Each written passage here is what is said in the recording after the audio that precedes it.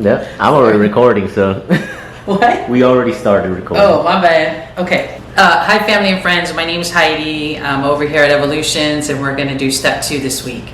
Last week we talked about step 1. We admitted that we are powerless over our addiction and that our lives have become unmanageable. And the principles behind that is honesty, hope, and surrender. And now we get to step 2. We came to believe that a power greater than ourselves could restore us to sanity. And what I got from step 2, and this is just my own personal experience, was for me, this is where my journey began. Because I already knew I had a problem I couldn't stop using. So when I got to the second step, it opened my eyes to what the steps were about and what recovery was about. So, it says we came to believe in a power greater than ourselves. So we is meaning I need to invite something in. Because in our first step, we're left with this hole, because we give up being powerless, give up being our lives unmanageable, and that's what we're so used to. And when we let that go, there's nothing here. So in the second step, it says we. So that's telling me I need to bring something in with me. And then it says came. That means I need to show up, be there. So the fog is starting to get lifted a little bit. It's getting a little bit more clearer for me. I'm able to show up. And we came to believe, and believe to me is an action.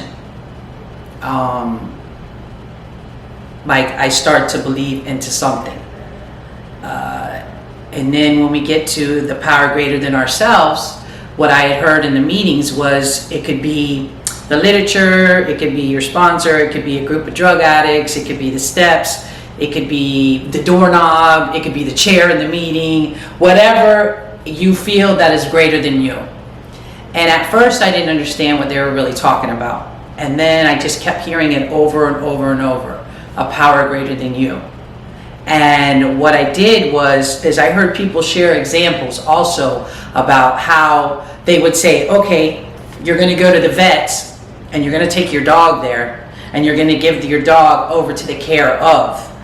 And that would be the vet, obvious. And that's a power greater than you. You're starting to trust something. You're allowing something to come in and it not be you. So I trusted the vet enough to take care of my animal. It's like somebody takes their kid to the babysitter. They leave the baby there and they're leaving it in the care of somebody greater than you. I don't know if that makes sense. I try to keep things keep it simple, stupid, And as I learned, in that step, that hope is the principle in there. Hearing other people's experience. And I had the opportunity when I was in treatment to sit in meetings every night and somebody would come in and share their experience, strength, and hope with me. And that let me know that I never had to use again and that it was possible, that I could stay clean. And then it talks about in this step too about being restored. Restored is what? Making something new again. That lets me know that I don't have to be that person anymore in my addiction. That there's hope that I can change. And then it says, restore us to sanity. And what I really loved about hearing that was, before I got to this step and got an understanding of it, that I could be restored to sanity, I used to think I was nuts. I was crazy. Something was truly wrong with me. That I wasn't okay in my own skin.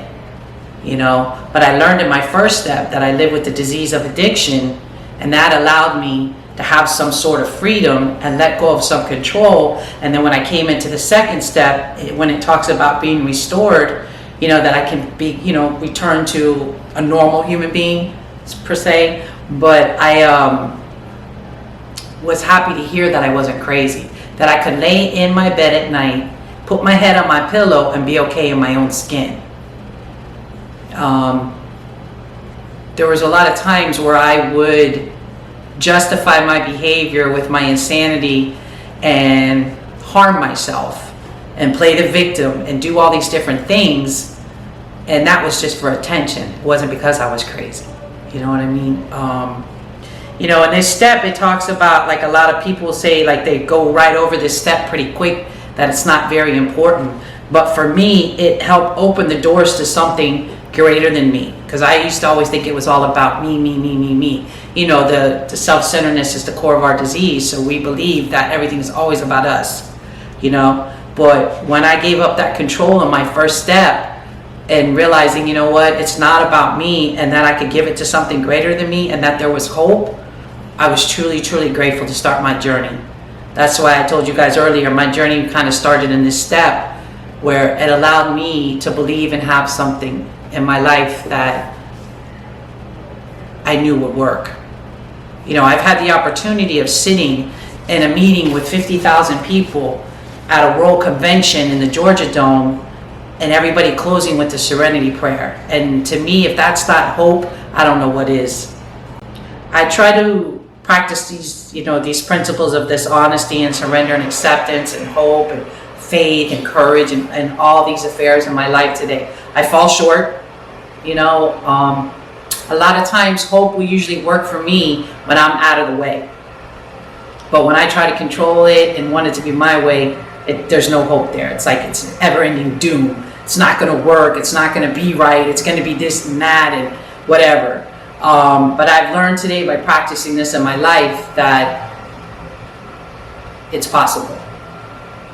You know, working these steps is, I promise you guys, is what's going to save you from you.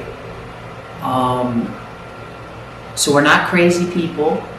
We live with the disease of addiction that wants to kill us every single day when we open our eyes. And that there is hope that we can be restored, you know, and become the people who we're supposed to be better. You know, I don't want to be who I used to be. I want to be who I'm supposed to be.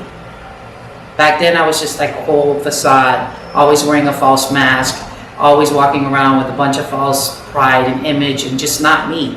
Today, there's hope that I can be me and people will accept me for who I am. And that's what I like about this step, that I can put my head down at night and know that I'm not crazy. That's it. Thank you.